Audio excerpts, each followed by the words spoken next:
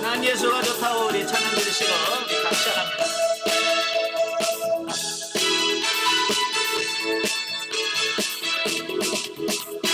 많은 사람들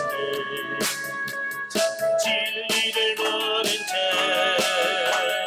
주님 곁을 떠나갔지만 내가 만난 주님은 사랑이었고 진리였고 소망이었어.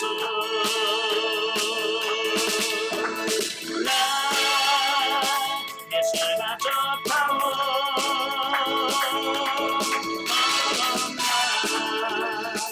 예수가 좋다고 세상 한다도 내주어처럼 나 예수 사랑한다고 경제 싸매여 행복을 찾거든 예수님을 만나세요. 그분으로 인하여 평안을 얻으며 나와 같이 오래갈까요. 나 예수가 좋다고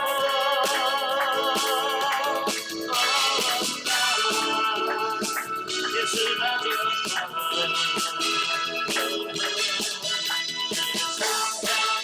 사랑한다고 예수처럼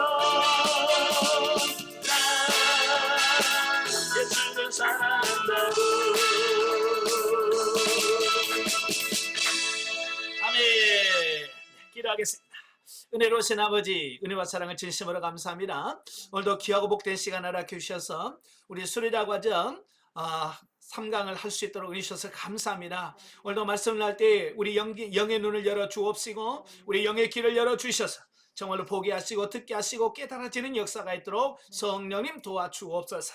시종을 주님께 맡겨오며 예수님의 이름으로 감사하며 기도합나이다. 아멘. 예, 이 시간에는 우리 수리다 과정 3강입니다. 마태복음 2장입니다. 마태복음 2장의 내용이 뭐냐면 동방박사의 경배 방문과 헤롯의 유아 학살 및 아기 예수님의 피신에 관한 말씀이에요. 그 중에서 이제 1절부터 12절까지가 동방박사들의 아기 예수님 방문과 경배에 대한 말씀인데요. 자, 우리 마태복음 2장 1절부터 12절 우리 같이 보겠습니다. 자, 우리 천천히 같이 보겠습니다. 헤롯 왕 때에 예수께서 유대 베들레헴에서 나시매 동방으로부터 박사들이 예루살렘에 이르러 말하되 유대인의 왕으로 나시니가 어디 계시냐? 우리가 동방에서 그의 별을 보고 그에게 경배하러 왔노라 하니 헤롯 왕과 온 예루살렘이 듣고 소동한지라. 왕이 모든 대제사장과 백성의 서기관들을 모아 그리스도가 어디서 나겠느냐 물으니 이르되 유대 베들레헴이오니 이는 선지자로 이렇게 기록된 바 또 유대 땅 베들레헴아 너는 유대 고을 중에서 가장 작지 아니하도다.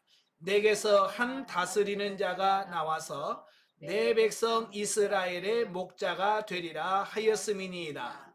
이에 헤롯이 가만히 박사들을 불러 별이 나타난 때를 자세히 묻고 베들레헴으로 보내며 이르되 가서 아기에 대하여 자세히 알아보고 찾거든 내게 고하여 나도 가서 그에게 경배하게 하라. 박사들이 왕의 말을 듣고 갈새 동방에서 보던 그 별이 문득 앞서 인도하여 가다가 아기 있는 곳 위에 머물러 서 있는지라. 그들이 별을 보고 매우 크게 기뻐하고 기뻐하더라.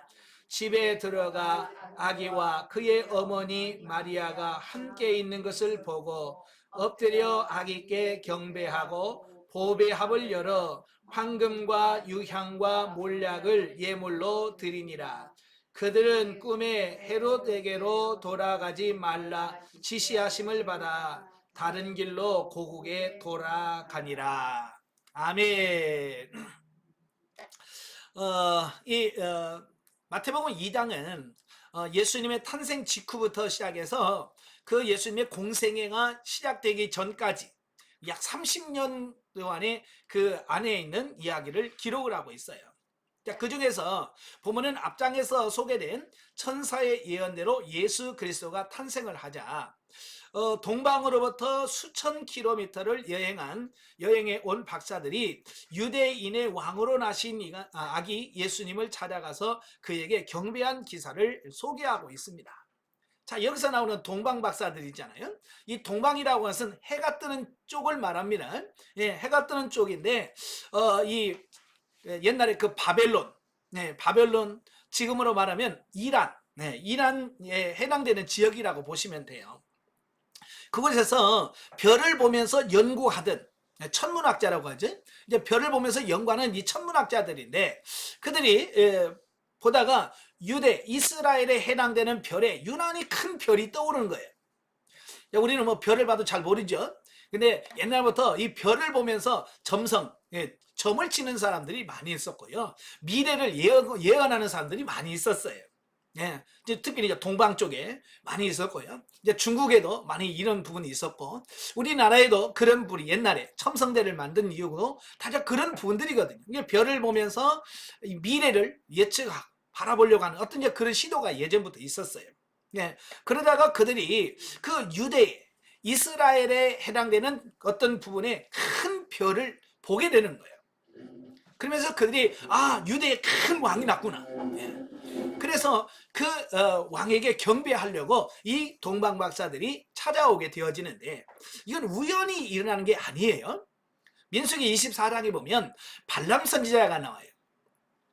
원래는 발람은 모압 왕 발락이 이스라엘을 저주시키려고 불러온 선지자인데 하나님께서 그에게 이스라엘을 저주하지 못하게 하고 도리어 축복하게 했잖아요. 그래서 이 발람 선지자가 하나님께서 시키니까 그렇지 않으면 죽는다고 하니까 하나님의 말씀을 선포하고 이스라엘 축복을 해요. 그러면서 맨 마지막에 그 야곱의 별에 대한 예언을 합니다. 그러니까 한 별이 야곱에게서 나오며 라고 하는 민수기 24장 17절 말씀인데요. 바로 그 한 별은 뭘 말하냐? 바로 예수님이 탄생할 때 떠오르는 별을 의미합니다. 그러니까 이미 예전부터 이 별, 예수님을 상징하는 별을 하나님께서 통해서 역사하실 것을 말씀해 주고 있어요. 네, 하여간 그 내용을 알았는지 몰랐는지 모르겠지만 이 동방 박사들이 별을 보고 연구하다가 유대의 왕이 태어났구나. 경배하러 가자. 저렇게 큰 별이 뜬 것 보면 아마 훌륭한 왕이 태어났을 거야 라고 해서 그 먼 거리를 와서 경배를 하게 되는 이런 부분들을 보게 돼요. 자, 그런데 문제는 이 동방 박사들이 예수님을 찾으려고 마구간으로 간 것이 아니고 어디로 갔어요? 궁전으로 갔다는 거예요. 네. 왜 그렇게 생각했을까요? 예, 왕이니까 당연히 왕은 궁전에서 태어날 거야 라고 하는 어떤 그런 생각이 있잖아요. 그래서 왕국으로 찾아가서 유대인으로 왕으로 하시니까 누구냐? 라고 하는 질문을 던지게 되죠. 근데 그때 당시 하필이면 그때 이스라엘 왕이 누구냐면 헤롯이에요. 헤롯도 그 밑에도 계속 헤롯이라는 이름이 붙였는데 보통 이때 왕을 헤롯 대왕이라고 그래요. 이 왕은 왕의 자리에 굉장히 집착한 사람이에요. 그래서 누가 자기를 쫓아내고 왕을 차지할까 이 부분에 굉장히 예민한 사람이에요. 그래서 심지어는 자기 첫째 부인도 죽여. 왜? 자기를 죽이고 왕이 될까 봐. 그리고 자기 아들도 죽여요. 혹시라도 그 아들이 자기를 죽이고 왕의 자리를 차지할까 봐. 그만큼 왕에 집착한 왕이에요. 근데 그 왕한테 가가지고 유대인으로 왕으로 하시니까 어디 있습니까? 우리가 경배하러 왔습니다. 그러니 난리 날 수밖에 없죠. 그죠? 그래서 그 예루살렘 성이 소동할 수밖에 없었습니다. 예. 자, 여기서 중요한 것은 뭐냐면 그 동방 박사들이 그 예수님을 찾아서 와서 그 예수님에게 경배를 드렸다라고 하는 것이죠. 자, 여기서 말씀하려고 하는 것은 뭐냐면 왜 하나님께서 동방박사를 보냈을까라고 하는 거예요. 이건 예수 그리스도 메시아의 탄생을 객관적으로 유대인이 아닌 이방인들로 하여금 증인을 서도록 하시려는 목적이다라는 거예요. 그러니까 아무도 예수님의 탄생을 그냥 유대인들끼리만 왔다 그러면 누가 객관적으로 증명이 안 되잖아요. 그죠? 그래서 수천 킬로 떨어진 동방박사를 보내주셔서 메시아가 탄생한 것이 확실하다라고 하는 증명을 하고, 저희는 자녀 둘을 낳았는데 둘 다 집에서 낳았어요. 그래서 큰애 때는 못 타먹었는데 작은 애는 집에서 낳았는데 사람들이 그러는 거예요. 집에서 애 낳으면 그 건강보험 거기다가 연락을 하면 돈을 준대. 어차피 병원에서 태어나면 그 비용이 나가잖아요. 그죠? 병원비가 나가는데 집에서 나면 그 비용이 안 나가는 대신에 집에서 난 사람은 준다는 거예요. 그래서 저희 아들을 낳고 동사무소 가서 그 얘기를 했더니 증인을 세워야 된대. 정말 집에서 낳았다라고 하는 증인 2명을 세워야 된대. 그래서 제가 그때 전도사로 있을 때 교회 집사님 2분을 모시고 가서 저들이 증인입니다. 그러니까 그때 6만 원만가 7만 원만가 받았어요. 집에서 낳았다고 그만큼 주더라고요. 예, 이렇게 증인이라고 하는 것은 뭐예요? 공개적으로 확인시켜주는 사람을 말하잖아요. 그죠? 그러니까 예수님의 오심은 그냥 저 유대 땅 한 구석에서 이루어지는 게 아니라 그것을 동방에서 온 사람들이 증인을 서주고 인정해주는 바로 그런 부분이라. 네. 그리고 이방인들까지도 예수님을 왕으로 인정했다는 사실을 보여주는 거예요. 또한 이는 결국 예수님께서 만왕의 왕이시며 온 인류의 메시아이라는 사실을 보여주고 있다 그 말이에요. 한편 본서와 마찬가지로 예수님의 탄생 기사를 기록하고 있는 누가복음에서는 이 동방박사들의 경배에 대해서는 아무런 언급이 없는 대신에 양떼를 지키던 목자들의 경배에 대해서 소개를 하고 있습니다. 자, 따라서 본문의 내용과 누가복음의 기록을 종합해 볼 때 이방인들과 유대인 중에서도 비천한 계층의 사람들이 맨 먼저 예수 그리스도의 탄생을 깨닫고 복음의 기쁨을 누렸다는 것을 알 수 있다라고 하는 겁니다. 이게 동방박사들은 이방인이잖아요. 유대인들에게서 이방인들은 완전 천히 여기는 죄인의 한 사람이에요. 그죠?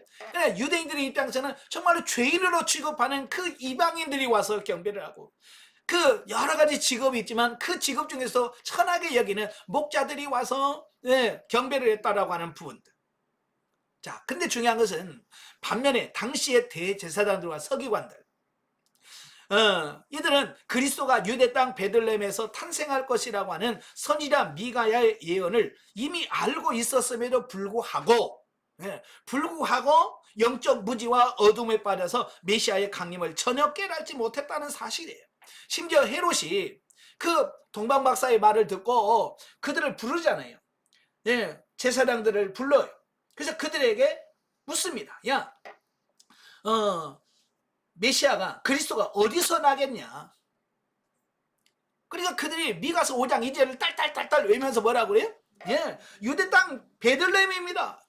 미가서 5장 2절에 보니까 뭐라고 했어요? 유대 땅 베들레헴아, 너는 유대 고을 중에 가장 작지 아니하도다. 내게서 한 다스리는 자가 나와서 내 백성 이스라엘의 목자가 되리라. 이 말씀이 있습니다. 우리 헤롯 왕에게 베들레헴에서 납니다 라고까지 가르쳐 줘요. 저 같으면 제일 먼저 뛰어갔을 것 같아요. 그죠? 헤롯에게 가르쳐주고, 베들레헴에 왔어. 그 기다린 메시아야 라고 해서 막 베들레헴에 뛰어가서 찾을 텐데, 왕한테 베들레헴이에요 라고 얘기해놓고 아무도 안 가. 아무도 예수님 메시아를 찾아가지도 않아. 이건 뭘 말하냐? 지식적인 머리로만 알고 있지 실제로 그들은 메시아를 기다리지 않는 이런 부분을 보게 돼요. 오늘도 신앙생활하면서 많은 분들이 머리로 지식적으로만 아는 사람들이 너무 많아요. 지식적으로 아는 것은 의미가 없어요. 아시겠죠? 찾아가야죠. 찾아가서 영접해야죠. 경배해야죠. 그게 정말 중요한 겁니다. 그럼 왜 그럴까? 그들이 영적으로 무지하다.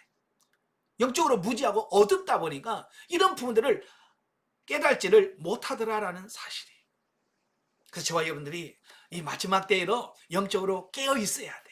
아멘. 예, 영적으로 깨어 있어야 다시 오실 주님을 영접하고 맞이할 수 있다는 걸 꼭 기억하시기를 바래요.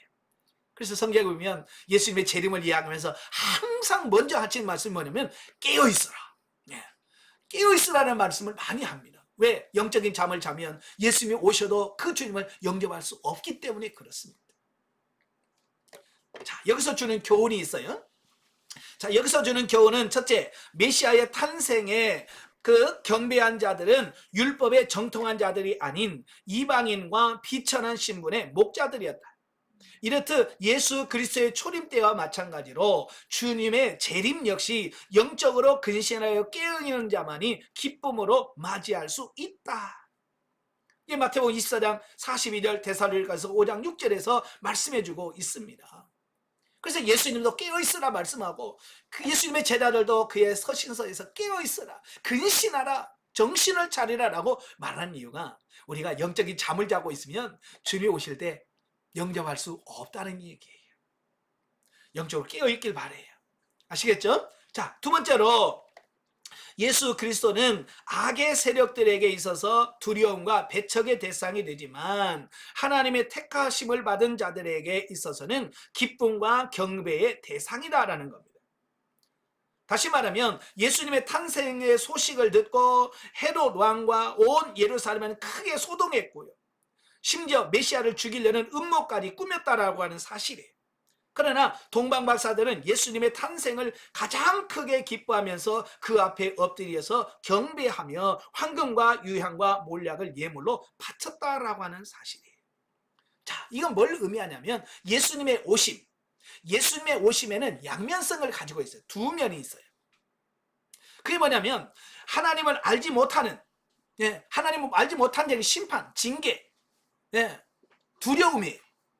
그러나 예수 그리스도를 믿고 구원받은 사람들에게는 뭐예요? 기쁨과 평강과 경배의 대상이 된다라는 사실을 보게 돼요. 같은 예수님이에요. 같은 예수님인데도 이렇게 나눠진다고 말이에요.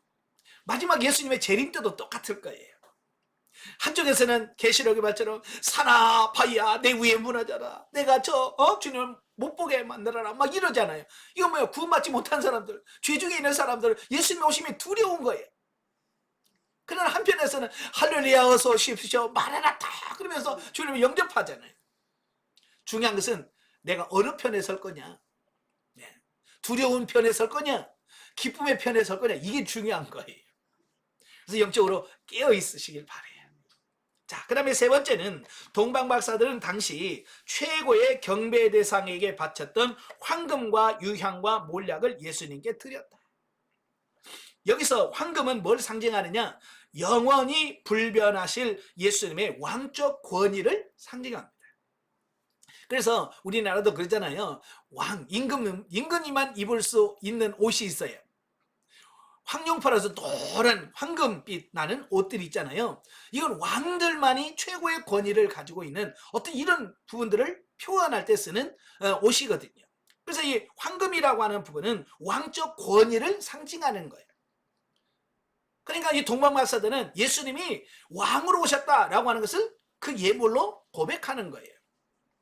두 번째, 유향은 예수님의 거룩하심과 제사장적 권위를 상징합니다. 그래서 유향은 구약시대에 하나님께 제사를 드리고 소제를 드릴 때에 그 소제물 위에 항상 올렸던 부분이 유향이에요. 그렇죠? 이건 제사 드리는 부분에 필요한 부분이에요. 그 다음에 몰약은 예수님의 순환과 죽음을 상징합니다. 그래서 몰약은 이 방부제 역할을 해요. 시신을 미라로 만들고 썩지 않도록 이렇게 방지할 때 바르는 그 향품이 바로 몰약이라고 할 수 있겠죠. 자, 이렇게 해서 그들은 우연이라고 할까요? 그냥 그들은 귀한 것 준비해서 드렸지만 그것은 예수님의 신분, 예수님의 사역, 그 다음에 예수님의 어떤 죽음까지도 미리 내다본 예언적인 어떤 행위였다라고 볼 수 있죠. 두 번째 단락입니다. 이제 13절부터 18절까지예요.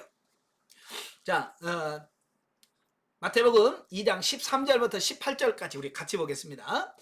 그들이 떠난 후에 주의 사자가 요셉에게 현몽하여 이르되 헤롯이 아기를 찾아 죽이려 하니 일어나 아기와 그의 어머니를 데리고 애굽으로 피하여 내가 내게 이르기까지 거기 있으라 하시니 요셉이 일어나 밤에 아기와 그의 어머니를 데리고 애굽으로 떠나가 헤롯이 죽기까지 거기 있었으니 이는 주께서 선지자를 통하여 말씀하신 바 애굽으로부터 내 아들을 불렀다 함을 이루려 하심이라.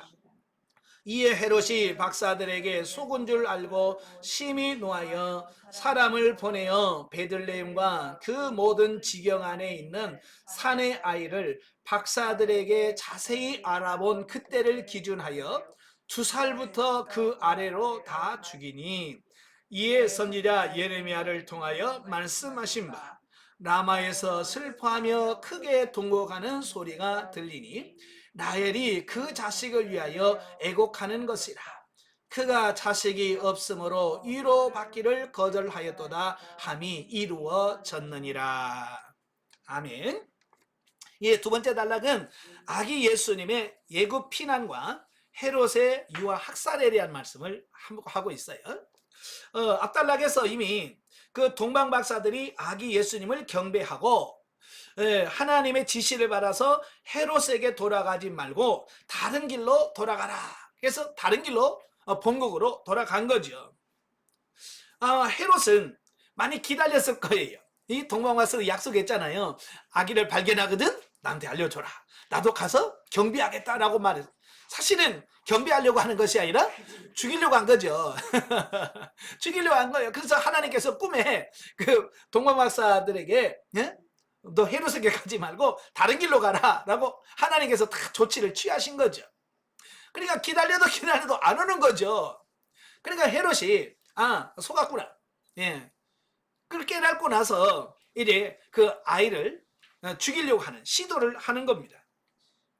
그래서 본문은 아기 예수님의 애굽 피난 사건이 13절 15절 또 헤롯의 유아 학살 사건이 16절 18절에 소개를 되어지고 있습니다.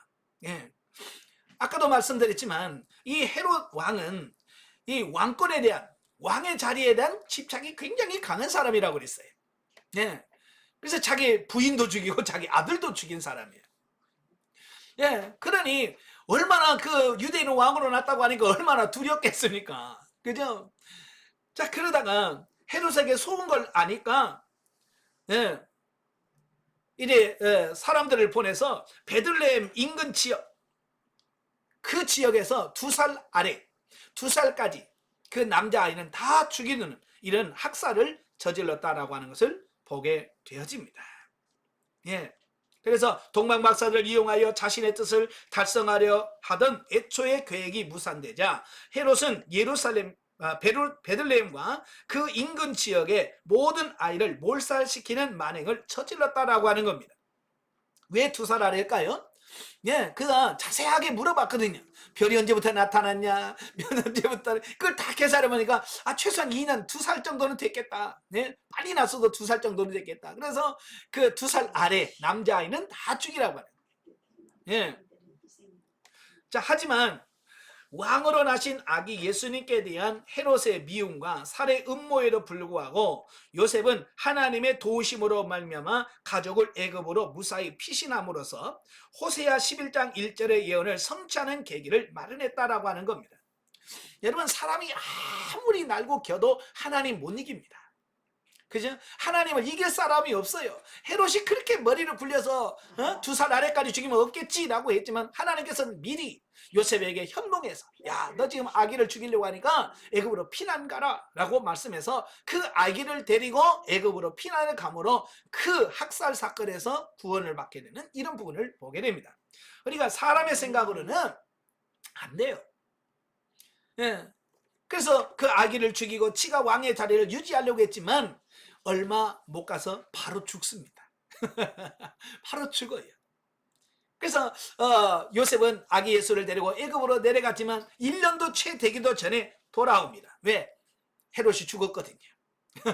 헤롯이 애굽으로 피난 간지 1년도 안 돼서 죽었어. 그러니까 애굽에서 1년 동안도 안 머물고 다시 돌아오게 되는 이런 부분이 있는데, 그러면 왜 예수님이 애굽으로 피난을 갔을까?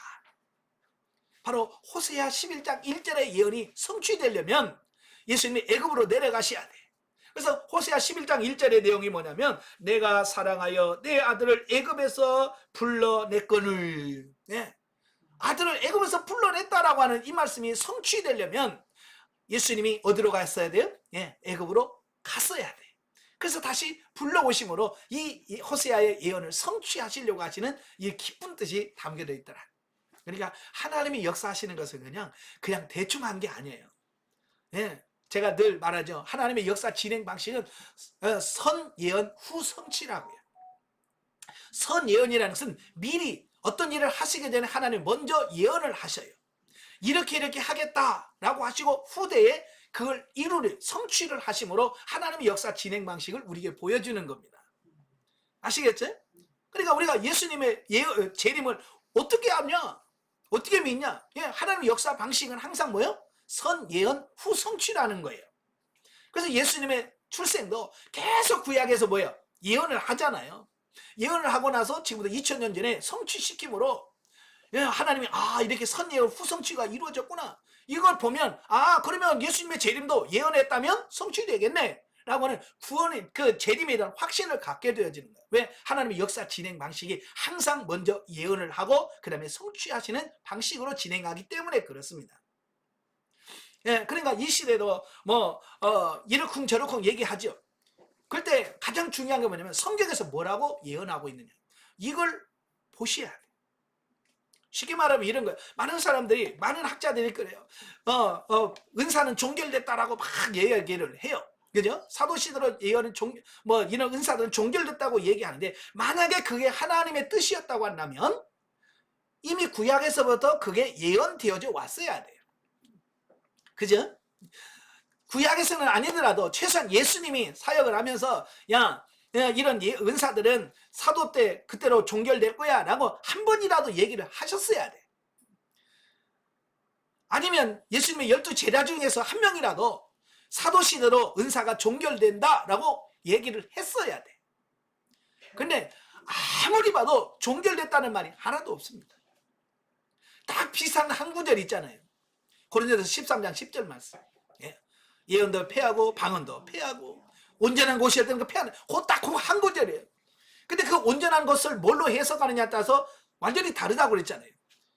그러면 사도시대로 이런 은사가 종결됐다라고 말하는 사람들은 그 온전한 것을 성경으로 이해를 했어요. 그래서 성경이 완성이 되고 나서는 이제 더 이상 이런 은사는 없어, 종결됐어 라고 주장을 합니다. 그러나 거기서 말하는 온전한 것은 성경이 아니라 예수 그리스도예요. 예수 그리스도의 재림을 의미하거든요. 그러니까 그것 외에는 해석이 안 돼요. 그 말을 해요. 예수님이 오시고 나서는 했는데 방언 아니다. 그러니까 그 말씀을 어떻게 해석하느냐에 따라 해석의 차이라고 말이에요. 그 온전한 것을 뭘로 해석할 수 있느냐. 그러니까 성경으로 예언하게 되면 바로 여호와의 증인처럼 이제 다 패했다. 여호와 증인만 아니라 지금도 우리 교회 안에서도, 교단 안에서도 그렇게 주장하시는 분들이 많습니다. 그러나 그걸 온전하게 정말로 바르게 해석하는 게 그래서 중요한 거예요. 자, 따라서 이와 같은 본문의 내용은 인류를 구원하기 위해 성육신하신 예수 그리스도의 생애가 결코 순탄치 않을 것이며 오히려 고난과 배척의 연속일 것이라는 사실을 암시해 준다. 그러니까 태어나자마자 애굽으로 피난 가야 되고 하는 이런 고난을 받잖아요. 그래서 예수님의 생애가 결코 순탄치 않겠구나, 그걸 미리 짐작할 수 있는 이런 부분들을 보게 되죠.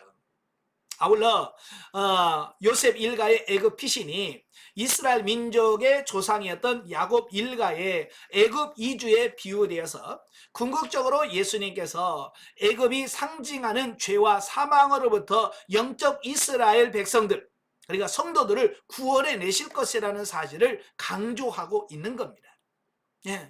그러니까 이걸 영적으로 보면 다 이해가 돼요. 근데 육신적으로 보면 이해가 안 되죠. 그죠? 예. 우리가 예수 믿기 전, 중생하기 이전을 우리가 애굽 단계라고 표현하잖아요. 그죠? 그래서 애굽 단계에 있는 우리를 구원하셔서 어떻게 해요? 이제 광야 단계로 이끌고, 광야 단계에서 가나안 단계로 이끌어 가시는 이 하나님의 영적인 이런 부분이 있다 그 말이에요. 그래서 예수님은 이 땅에 오셔서 애굽으로 내려가신 것은 애굽에 있는 우리를, 중생하지 않은 우리를 거듭나게 해서 중생케 하시고 우리를 구원하시겠다라고 하는 하나의 상징적 표현이다라고 볼 수 있는 거예요. 자, 여기서 주는 교훈이 뭐냐? 첫째, 성도들의 삶이 늘 순탄한 것은 아니지만 비록 시험과 환난을 당하게 되더라도 하나님께서 마땅히 피할 길을 내시기 때문에 결코 염려할 필요가 없다라고 하는 사실입니다. 아시겠죠? 여러분이 예수 믿고 신앙생활하는 게 결코 평탄한 길만 있는 건 아니잖아요. 때로는 아프기도 하고 때로는 여러 가지 어려움도 오고 그렇습니다. 그럼에도 불구하고 염려하지 않을 이유가 있어요. 그게 뭐냐? 하나님이 우리의 삶을 지키시고 이끄시고 인도하고 계십니다. 아멘. 예. 그래서 우리가 염려하지 말고 늘 하나님을 의지하는 믿음으로 승리하시기를 바랍니다. 자, 두 번째로 악한 세력이 흥왕하고 불의한 자들이 오히려 득세하는 것처럼 보일지라도 성도들은 하나님 안에서의 궁극적인 승리와 악인들에 대한 하나님의 심판을 확신해야 한다라는 사실입니다. 많은 사람들이 세상이 악하고 힘들면 많은 사람이 낙심해버려. 정말 하나님이 계시다면 이 세상에 왜 이렇게 악인들이 득세하고 왜 이렇게 죄인들이 잘 살고 왜 의인들이 힘드나, 이런 부분에 대해서 많은 갈등을 하고 고민을 하고 있는 거예요. 그래서 시편 37편에 뭐라고 말씀하냐면 여호와 앞에서 잠잠하고 참아 기다리라. 자기 길이 형통하며 악한 꾀를 이루는 자들로 인하여 불평하지 말라. 예? 그러니까 사기치고 막 이런 사람 잘 먹고 잘 살면 그거 부러워하지 말라는 거예요. 왜? 그게 영원하지 않다는 거예요. 오래가지 않는다는 거예요. 하나님께서 반드시 심판하는 날이 온다라고 하는 사실이에요. 아시겠죠? 예, 그래서 우리가 이 세상을 바라보지 말고 세상이 그 어떤 삶을 살더라도 우리와 저와 여러분은 하나님 있는 자녀답게 사는 삶이 매우 중요하다. 아멘. 예. 자, 세 번째 단락은 이제 19절부터 23절까지입니다. 자, 19절부터 23절 우리 같이 읽겠습니다. 헤롯이 죽은 후에 주의 사자가 애굽에서 요셉에게 현몽하여 이르되 일어나 아기와 그의 어머니를 데리고 이스라엘 땅으로 가라. 아기의 목숨을 찾던 자들이 죽었느니라 하시니 요셉이 일어나 아기와 그의 어머니를 데리고 이스라엘 땅으로 들어가니라. 그러나 아켈라우가 그의 아버지 헤롯에 이어 유대의 임금됨을 듣고 거기로 가기를 두려워하더니 꿈에 지시하심을 받아 갈릴리 지방으로 떠나가 나사렛이란 동네에 가서 사니 이는 선지자로 하신 말씀에 나사렛 사람이라 칭하리라 하심을 이루려 함이러라. 아멘. 자, 예수님의 나사렛 귀향에 대한 말씀이죠. 아기 예수님을 살해하려고 했던 헤롯 대왕이 죽은 후에 온 가족을 데리고 원래 자신이 살았던 갈릴리 지방의 나사렛으로 돌아오게 되는 이 부분입니다. 아마 요셉 일가의 그 애굽 체류 기간은 별로 길지 않았던 것 같다. 왜냐하면 그 헤롯 대왕의 통치 37년인데요. 즉 로마 기원 750년, 이때가 BC 4년이거든요. 바로 예수님이 태어난 그 해예요. 그 해에 이 헤롯이 죽었다고 말이에요. 이걸 유대의 역사가인 요세푸스가 증언을 하고 있어요. 자, 그렇다면 예수님의 탄생 시기는 BC 5년 말기나 BC 4년 초기가 될 것으로 우리가 추정을 할 수 있습니다. 아무튼 헤롯 대왕의 사후에 팔레스타인 지역은 그의 세 아들에 의하여 부활 통치되었고요.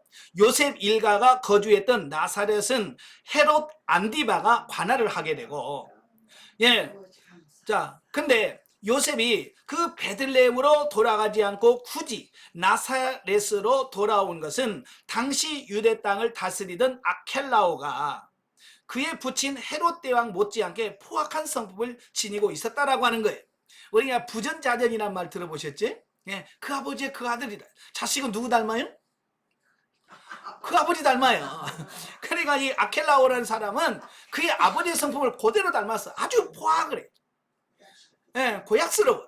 그래서 이 요셉이 그 아켈라오가 다스리는 통치하는 베들레헴으로 가려니까 겁이 나는 거예요. 예, 그래서 그가 멀리 떨어진 갈릴리 나사렛으로 가게 되었다라고 하는 것을 보게 됩니다. 예, 하여간 요셉의 일가가 나사렛으로 귀화함으로써 예수님께서 나사렛 사람이라 불리리라고 하는 성경의 예언이 성취되었다라고 하는 말이에요. 자, 여기서 주는 교훈이 뭐냐? 첫째, 성도들의 교훈을 인도하시는 하나님께 모든 것을 맡기고 순종하는 자가 복된 삶을 누리게 된다라고 하는 거예요. 다시 말하면 요셉은 하나님의 인도하심을 굳게 의지했기 때문에 자신에게 어떠한 하나님의 뜻이 주어지든지 즉시 일어나서 순종하는 자세를 지녔다라고 하는 겁니다. 하나님의 구속사는 누구를 통해서 이루어지냐면 이렇게 순종하는 사람을 통해서 이루어진다 그 말이에요. 참 보면 요셉은 그래요. 자기가 약혼을 했지만 아직 결혼하지 않은 처녀가 임신했다는 소식을 들어요. 그래서 조용히 끊으려고 하잖아요. 그죠? 뭐 여러분 같으면 내가 약혼했는데 그 약혼한 여자가 임신을 했어. 그러면 어떡하겠어요? 당연히 끊어야 되겠죠. 그죠? 그래서 끊으려고 하니까 천사가 나타나서 그 여자를, 그 아내를 데려오기를 겁내지 마라. 그러니까 어때요? 그를 순종해서 데려옵니다. 또 여기도 마찬가지. 애굽으로 가라. 예 하고 가요. 이제 올라가라. 올라갑니다. 이렇게 순종한다 그 말이에요. 그래서 요셉의 그 순종을 통해서 하나님의 구속사가 이루어지요. 여러분도 마찬가지예요. 여러분도 하나님의 말씀에 순종할 때 여러분을 통해서 하나님의 역사가 이루어질 수 있다라고 하는 거예요. 아멘. 예. 순종의 사람이 되길 바래요. 자, 두 번째, 하나님의 나라를 위하여 헌신하고 충성하기 위해서는 충분한 준비 기간과 훈련을 거쳐야 한다라고 하는 사실입니다. 사람들이 제일 싫어하는 게 뭐라고 그랬어요? 훈련 받는 거 싫어해요. 욕심은 많아. 그래서 맨날 하나님 크게 써주세요. 크게 사용해주세요. 뭐 그래놓고는 훈련을 받지를 않아요. 여러분, 훈련 안 받으면요, 백날 쓸 수가 없어요. 하나님 쓰시고 싶어도 쓸 수가 없어요. 그래서 여러분도 바로 이렇게 하나님 앞에서 훈련을 받으셔야 돼요. 비록 예수님께서도 온 인류를 구원하시기 위하여 세상에 오셨지만 갈릴리 지방의 나사렛에서 무려 30년이란 시간 동안 스스로 준비하신 후에야 비로소 3년간의 공생애를 시작했다라고 하는 사실이에요. 그러니까 3년 공생애를 하시려고 예수님은 30년 동안 훈련하셨다. 예. 그래서 우리는 3년 훈련하라고 그래도 그것도 못해가지고 우리 헤매고 있잖아요. 그지? 그래서 우리는 훈련을 잘 받으시고 통과하셔서 하나님 앞에 귀히 쓰임받는 여러분 되시길 바랍니다. 자, 성경을 통한 이해, 계시 발전사적 이해 우리 한번 같이 보도록 하겠습니다. 자, 오늘은요 꿈이라고 하는 부분을 같이 보려고 그래요. 꿈. 오늘 본문에 보면 12절에도 꿈에 그랬고요. 13절에도 현몽하여 이르되, 또 19절에도 현몽하여 가르되. 이 현몽은 뭐냐면 꿈을 얘기하는 거예요. 꿈을 어떻게 할 거냐. 이 성경에 보면 꿈이라는 말이 110회 나와요. 그만큼 성경에 꿈 얘기가 참 많이 나온다 그 말이에요.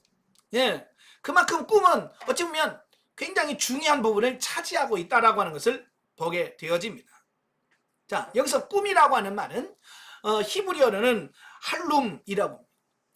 할룸이라고 하고 헬라어로는 오날이라고 그래요. 자, 꿈을 얘기하는 거예요. 자, 그러면 꿈이라는 게 뭐냐? 꿈이라고 하는 것은 프롬이라는 사람이 이렇게 정의를 했어요. 사람이 잠자는 상태에서 일어나는 모종의 정신적 활동이다. 이렇게 정의를 했어요. 그러니까 잠자는 동안에 자기 의지와 상관없이 정신적인 어떤 현상들이 일어나는데 바로 그 현상이 꿈이다라고 정의를 내렸다라고 하는 사실입니다. 그래서 이 꿈은 고대에서부터 굉장히 꿈을 중시하는 이런 현상이 있습니다. 왜냐하면 꿈을 통해서 꿈을 통해서 하나님의 역사하심을 많이 경험하고 체험했기 때문에 그래요. 그래서 고대에서부터 이 꿈을 잘 해몽하는 사람들은 항상 존경을 받고요, 인정을 받았습니다. 그 대표적인 인물이 요셉, 다니엘. 그러니까 꿈만 해몽을 잘해도 존경을 받는 시대가 돼. 왜? 그만큼 꿈이라고 하는 것은 역사적으로 굉장히 중요한 부분을 차지하고 있다고 하는 것을 우리에게 보여주고 있습니다. 자, 지난 시간에 제가 말씀을 드렸죠. 이 계시발전사를 보려면 항상 이걸 기억하라고 그랬어요. 예. 자, 기억나세요? 예, 기억나세요? 자, 이게 이제 굉장히 중요합니다. 구속발전사, 계시발전사라고 하는 이 표를 가지고 여기다가 대립을 함으로써 우리가 이 꿈이라고 하는 부분이, 예,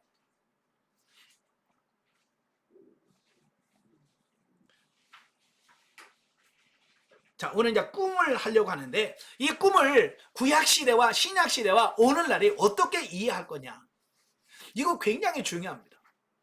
이 계시발전사를 이해하지 못하면 아직도 구약시대인 줄 알아요. 그래서 꿈을 가지고 꿈 때문에 매여가지고 꿈 때문에 불안해하고 이제 그렇단 말이에요. 왜? 지금 시대가 신약시대인데 아직도 구약시대적 꿈의 관점을 갖고 살기 때문에 그렇다 그 말이에요. 예. 원래도 많은 분들이 저한테 와서 꿈 얘기를 자꾸 해요. 저는 꿈 얘기 하지 말라고 해요. 예. 왜냐하면 지금은 구약시대가 아니라 그 말이에요. 이 계시발전사를 이해를 해야 돼요. 아시겠죠? 자, 그래서 그러면 먼저 구약시대의 꿈을 한번 보죠. 예. 자, 구약시대의 꿈은 주로 이제 크게 세 가지 형태로 구분이 되어집니다. 예. 세 가지 형태로, 그러니까 꿈이라고 해서 다 하나님의 계시는 아니라는 사실을 우리가 기억을 하셔야 돼요. 예. 그러니까 꿈도 하나님께서 우리에게 계시하시는 계시가 있는가 하면 우리가 흔히 말하는 뭐요? 개꿈도 있다 그 말이에요. 예. 그러니까 이런 부분들을 우리가 잘 분별하셔야 돼요. 근데 분별하지 못하고 무조건 꿈이라고 거기다가 매여 있기 때문에 문제가 되어지는 거예요. 자, 그래서 첫째, 구약시대의 첫 번째 꿈은 뭐냐? 하나님의 말씀을 전달하는 수단으로서의 꿈이 있습니다. 그래서 성경에서 꿈 얘기가 110번 나온다고 그랬죠? 예. 꿈의 현몽, 꿈 이런 게 110번 나옵니다. 그만큼 많이 꿈 얘기가 많이 나와요. 그래서 민수기 12장 6절에 보면 이 꿈에 대해서 말씀을 하고 있는데요. 자, 민수기 12장 찾아보세요. 6절 보시면 그 미리암이 모세가 구스 여인을 취하니까 그 모세를 비방하면서 할 때 하나님께서 그 미리암을 책망하면서 하신 말씀이 그거예요.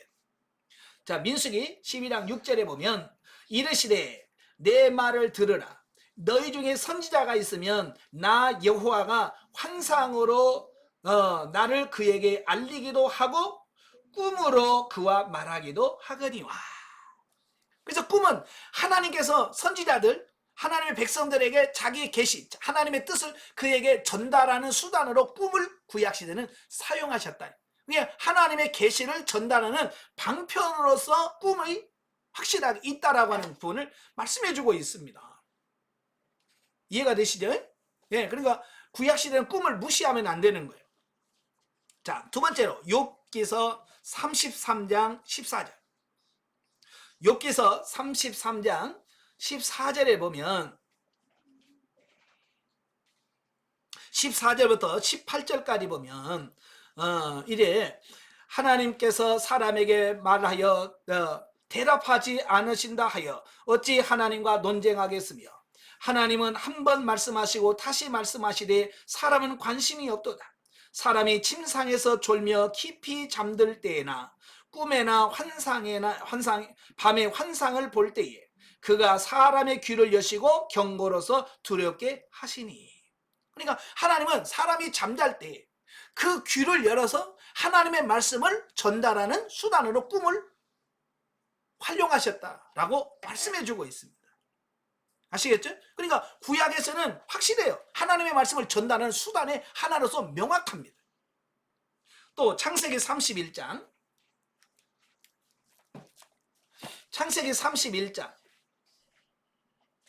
10절부터 11절까지 보면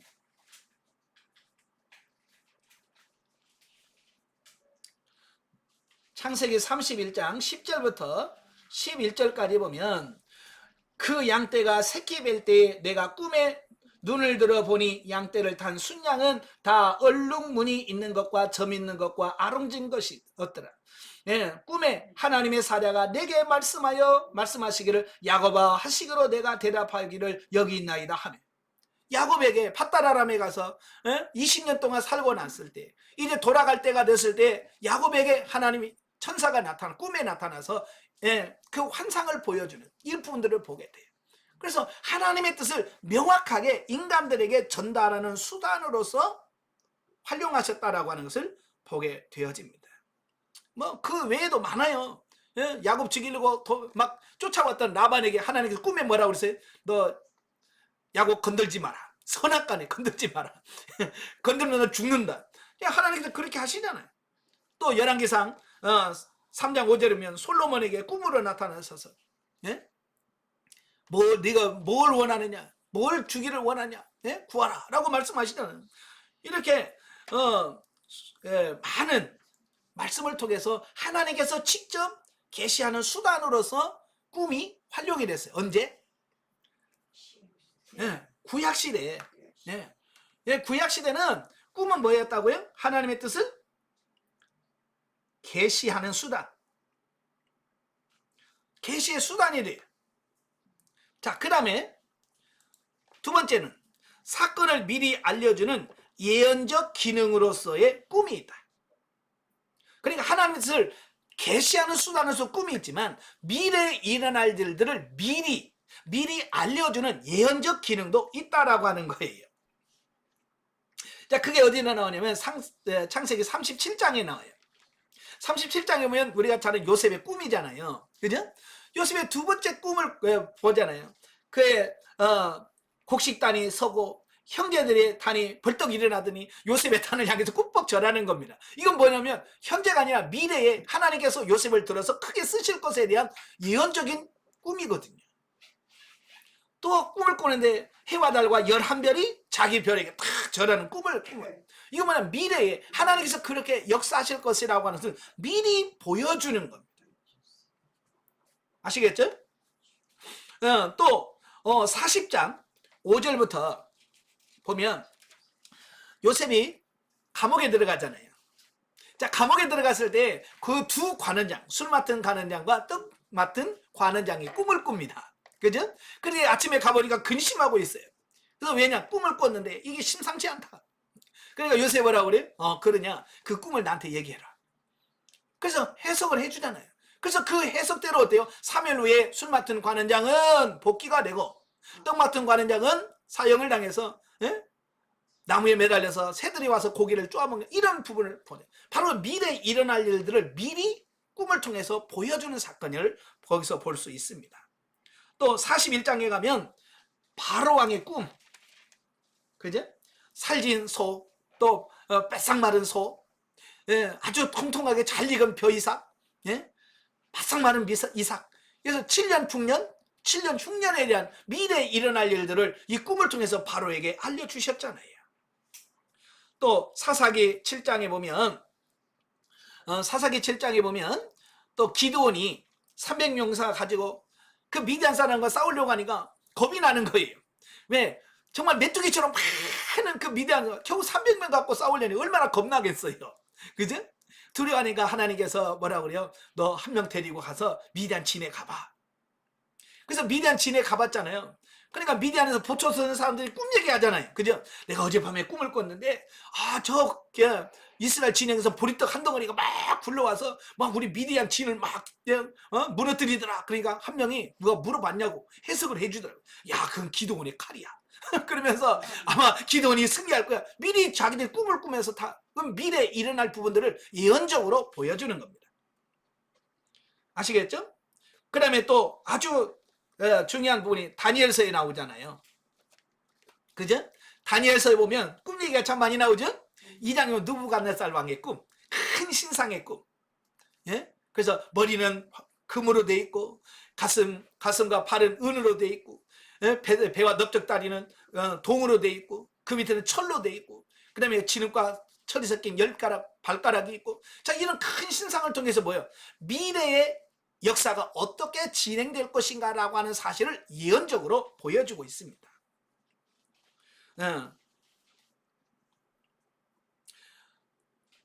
자, 여기서 두 번째로 구약의 시대는, 첫째는 계시고 두 번째는 뭐라고 그랬어요? 예언. 예언적 성격을 갖고 있어요. 자, 그다음에 세 번째가 있어요. 세 번째 꿈은 일반적인 일로 꾸는 꿈을 말하고 있어요. 일반적으로, 그러니까 하나님의 계시만 있는 게 아니라 일반적인 꿈도 있더라는 거예요. 예, 아시겠죠? 예.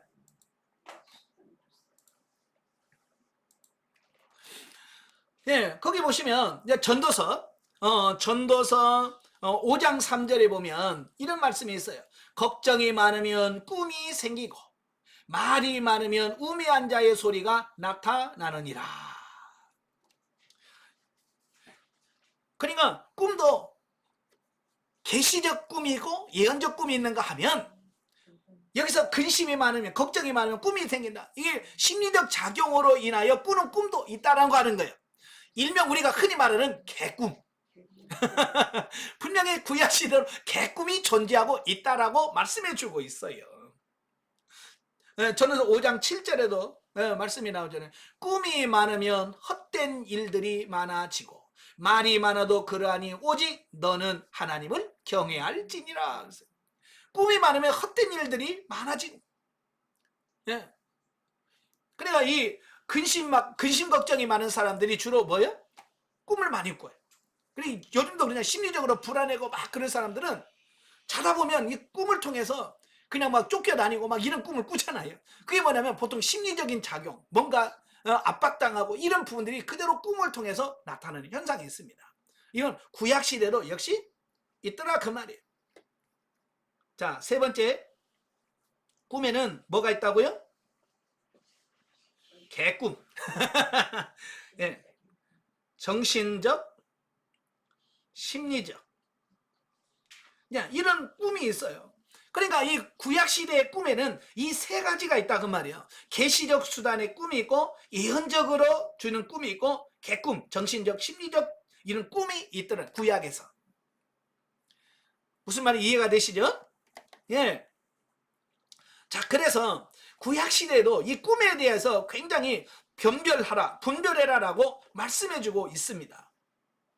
그래서 구약시대에서 꿈에 대해서 가장 명확하게 이야기하신 분이 누구냐면 예레미야 선지자예요.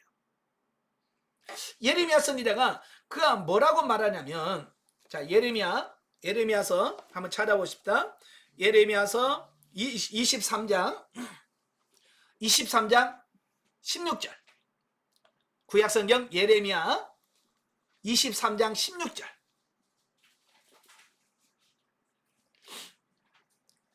자, 다 같이 한번 읽겠습니다. 중요한 말씀이니까 같이 읽겠습니다. 만군의 여호와께서 이와 같이 말씀하시되 너희에게 예언하는 선지자들의 말을 듣지 말라. 그들은 너에게 헛된 것을 가르치나니 그들이 말하는 묵시는 자기 마음으로 말미암는 것이요 여호와의 입에서 나온 것이 아니니라. 아멘. 자, 그러면서 28절 봅니다. 여호와의 말씀이니라. 꿈을 꾼 선지자는 꿈을 말할 것이요 내 말을 받은 자는 성실함으로 내 말을 말할 것이라. 겨가 어찌 알곡과 같겠느냐. 아멘. 여기서 꿈과 하나님의 말씀을 비교하면서 뭐라고 말씀하냐면, 꿈은 무엇과 같으냐면 겨와 같다. 하나님의 말씀은 알곡과 같다. 하나님의 말씀과 이 꿈을 비교하면서 가치를 얘기하고 있어요. 여러분, 10kg짜리 겨가 있어요? 10kg짜리 쌀이 있습니다. 여러분 뭘 가져가실래요? 당연히 쌀 가져가지. 누가 겨 가지고 가겠? 왜 겨는 가치가 없는 거예요. 네, 그죠? 마찬가지예요. 구약시대에 왜 예레미야가 이렇게 말씀하냐면 많은 거짓 선지자들이 내가 꿈으로 계시를 받았다라고 해서 많은 사람들을 현혹하는 거예요. 그래서 주로 이단들이라든지 이런 사이비들이 계속해서 성도를 미혹하면서 하는 이야기가 뭐예요? 꿈에 하나님이 말씀하시기를, 꿈에 내가 계시하시기를. 그래서 자꾸 꿈 얘기를 하면서 엉뚱한 대로 이끌더라 그 말이에요. 그래서 이슬람을 창시했던 모하메도 뭐예요? 꿈의 천사가 자기에게 나타나서 계시했다. 예. 그리고 많은 이란의 창시자들을 보면 전부 다 뭐라 그래? 꿈의 천사가, 꿈의 하나님이 자기에게 계시했다는 거예요. 자기에게 특별하게 계시를 줬다. 이만희도 특별하게 자기에게 요한 계시록에 대한 계시를 받았다라고 주장하는. 예. 바로 이런 게 중요한 거예요. 그거 속지 말라는 거예요. 꿈 얘기 많이 하는 사람들 속지 말라는 얘기를 하고 있는 거예요. 예. 왜? 지금은 구약 시대가 아니잖아요. 그럼 왜 사람들이 꿈 얘기를 많이 할까? 꿈 얘기를 하면 사람들이 혹합니다. 저도 해보니까 그래. 하나님 말씀 그냥 설교하면요 안 들어요. 근데요 어젯밤에 꿈에 하나님이 되게 막 눈이 동그랗고 막 쳐다봅니다. 그러니까 이 거짓 선지자들이 그걸 이용하는 거예요. 꿈 얘기하면 막 눈이 동그랗고 들으니까.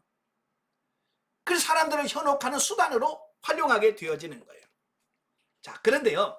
자, 지금은 이제 신약 시대로 가잖아요. 신약 시대로 넘어가면 이제 꿈이 어떻게 바뀔까라고 하는 부분이에요. 여러분 아까도 말했죠. 성경에 꿈 얘기가 110번 나온다. 그런데요. 구약에서 거의 다 나오고요. 신약에서는 꿈 얘기가 몇 번 나오냐면 5번, 6번 나와요.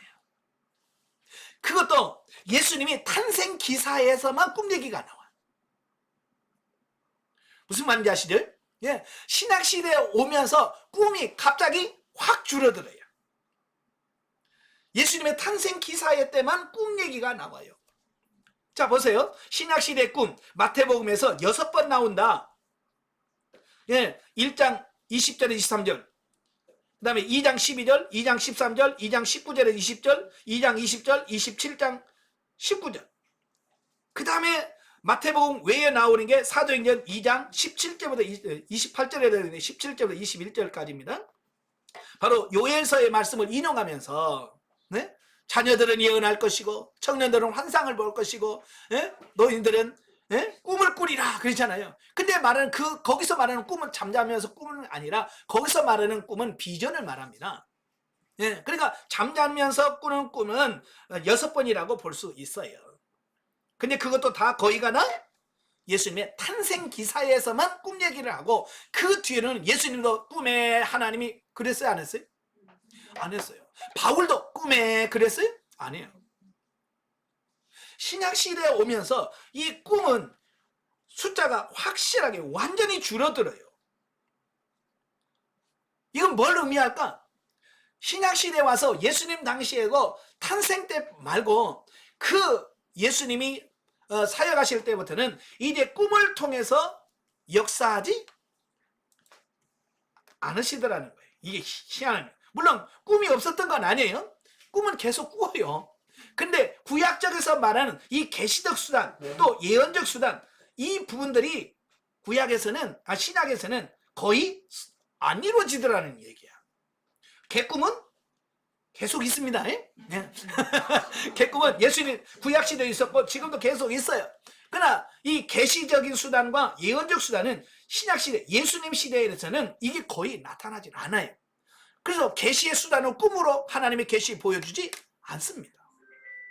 이걸 우리가 잘 기억하셔야 돼요. 그러면서 이제 더 나가서 이제 지금 시대가 무슨 시대라고 그랬어요? 성령 시대라고 그래요. 이제 성령 시대에 와서 그러니까 이 사도 시대 보통 이제 사도 시대라고 그러죠. 사도들도 꿈을 통해서 하나님의 계시를 받거나 그런 적이 없다는 거예요. 이 오순절 오순절 성령 강림을 통해서부터 이제는 하나님은 꿈을 통해서 계시하거나 꿈을 통해서 예언하지 아니하시고 뭘 통해서 역사하시냐면 성령을 통해서 역사하시는 거예요. 이해가 되시죠? 예. 그래서 그 밑에 나오죠. 오순절 이후에는 꿈으로 계시하시기보다는 성령의 역사하심을 따라 통해서 환상이나 성령의 감동하심으로 계시하신다라는 겁니다. 그러니까 지금 시대는 꿈으로 역사하는 시대가 아니라는 얘기예요. 무슨 말이 이해가 되시죠? 예. 근데 지금도 꿈을 통해서 뭔가 계시를 받으려고 하고 있다 그 말입니다. 이게 시대착오라, 시대착오. 그러면 꿈을 무시할 건가? 여러분, 꿈을 무시하면 됩니까? 아니에요. 또 꿈을 통해서 지금도 계시나 예언적인 부분은 아니지만 조명 계시로서 우리들의 삶에서 우리가 깨닫지 못했을 때 깨닫게 하는 수단으로서 가끔 꿈을 하나님께서 이용하시기도 하셔요. 아시겠죠? 이건 조명 계시 차원에서. 그러니까 우리가 하도 미련해서 하나님의 말씀을 깨닫지도 못하고 성령의 지도 인도도 못 받고 하나님을 인도해 줘야 되겠는데 우리는 깨닫지는 못하고, 그러니까 하나님께서 특별 수단으로 해서 우리에게 꿈을 통해서 가끔 말씀하실 수 있다 그 말이에요. 그래서 꿈을 무시하면 안 돼요. 그러나 구약시대처럼 꿈에 집착하거나 꿈에 매여달려서는 안 된다는 얘기예요. 이 계시발전을 잘 이해를 하셔야, 아 그래서 그랬구나, 이걸 이해를 하시. 이걸 모르면 아니 구약에 요셉이 꿈을 꿨는데 바로가 지금 시대가 구약시대냐고요. 지금은 언제냐고요? 신약시대 지나서 성령시대를 지나 지금 현재잖아요. 현재. 이게 계속해서 지금 이어지고 있는 거예요. 아시겠죠? 자, 그래서 지금 시대는 성령시대라 그랬어요. 오순절 이후에는 성령시대예요. 교회 시대입니다. 이때는 꿈을 통해서 하나님을 계시하시고 뭔가를 보여주는 시대가 아니라 이제는 성령님을 통해서 역사하는 시대라. 자, 그래서 첫째, 우리가 꿈에 대해서는 자유해야 돼. 아시겠죠? 저도 예전에 어렸을 때 보면 저희 어머니가 꼭 그래요. 야, 꿈자리가 사납다. 내 형한테 무슨 일이 있나 보다. 형한테 전화해봐라. 편지해봐라. 저희 어머니는 꼭 그래요. 꼭 꿈을 뒤숭숭하면 아침에 일어나서 야 니네 형한테 무슨 일이 있는지 서울에 편지해봐라. 맨날 그래. 꿈자리가 살았다는 거야. 꿈자리가. 이게 예. 그러니까 그 꿈에 너무 집착하고 매이기 때문에 그런 현상들이 생긴다 그 말이에요. 아시겠죠? 자유하셔야 돼. 많은 분들이 꿈을 꾸면 꿈에 불안해하는 분들이 너무 많다. 그럴 필요 없다는 얘기예요. 아시겠죠? 자, 그렇다면 오늘날에 꿈을 꾸면 어떻게 할 거냐? 지금도 꿈을 꾸는데 꿈을 꾸면 어떻게 할 거냐라고 하는 거예요. 자, 어떻게 할 거예요? 예, 첫째 중요한 게 뭐냐? 하나님께 물어야 됩니다. 만약에 하나님의 뜻, 하나님의 계시, 하나님께서 내게 뭔가를 전하려고 하는 메시지가 있다면 하나님께서 그 꿈을 통해서 보여주셨다면 그걸 이야기할 거예요. 그죠? 그래서 구약에서부터 보면 꿈을 꾸면 하나님께서 반드시 그 해석을 해줘. 특별히 다니엘서를 보세요. 꿈을 꾸면 다니엘이 하나님께 이게 뭐예요? 라고 물어. 그러면 하나님께서 반드시 거기에서 천사를 보내든 그래서 다 해몽을 해줘. 꿈을 해석을 해줘. 이건 이런 거다라고 다 해석을 해줘. 여러분, 하나님께서 보여주신 것을 반드시 하나님께 물으면 하나님께서 거기다 해석을 해주십니다. 아멘? 그러니까 그 꿈을 주신 하나님께 물어야 되는데 자꾸 꿈 꾸고, 목사님 제가 꿈 꿨는데, 아니 내가 꿈을 꾸게 했냐고. 그렇잖아요?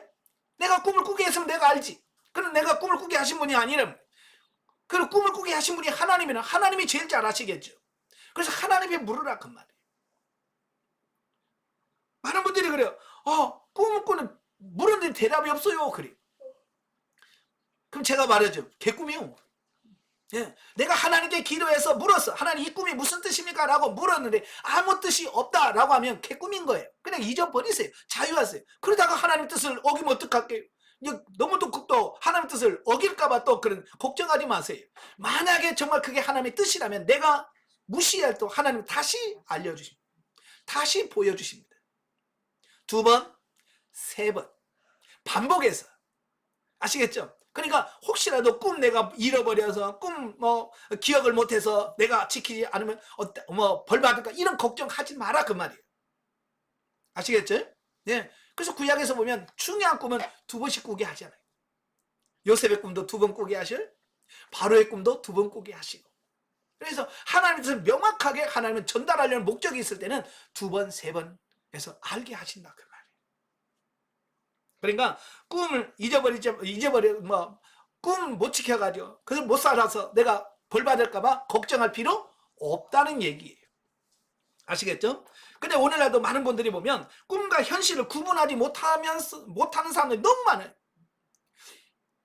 제가 예전에 어느 집사님이 갑자기 나한테 막 짜증을 내고 막 눈을 흘기고 막 그래. 그래서 이 별 일도 없는데. 그래서 왜 그래요? 그랬더니 꿈에요. 목사님이 나한테 나와서 막 저한테 막 잔소리 하더라고요. 그러면서 꿈에 제가 나타나가지고 막 잔소리를 하고 싫은 소리 했다는 거야. 근데 기분 나쁘다고. 네. 교회 가고 나한테 막 툴툴거리고 막 인상 쓰고 앉아있어. 이 꿈하고 현실을 구분을 못하는 사람이 지금도 있다니까요. 예. 여러분, 그러면 안 됩니다. 예. 그래서 이 꿈에 대한 부분은 우리가 정확하게 이 계시발전사적으로 이해를 해야 그렇구나. 왜 지금 시대는 꿈에 대하여 그렇게 매일 필요가 없는지라는 부분을 이런 계시발전사로 이해를 해야 이게 완전히 이해할 수 있는 겁니다. 그렇죠? 그래서 이제는 지금은 꿈을 통해서 계시하는 시대가 아니고 지금은 성령님을 통하여 감동, 환상, 성령님이 보여주시는 환상을 통해서. 환상은 뭡니까? 꿈은 뭡니까? 내가 자는 가운데 무의식 중에 보여주는 거의 꿈이에요. 환상은 뭐냐? 내가 정신을 바짝 차리고 있고 이렇게 말짱한 가운데 하나님께서 보여주시는 그걸 환상이라고 그래요. 그러니까 사도 바울도 기도하다가 환상을 보잖아요. 사도행전 16장에 보면 그가 어디로 갈까요? 라고 기도하는데 기도 중에 환상 중에 마게도냐 사람이 손짓하면서 일로 와서 우리를 도우라 그러잖아요.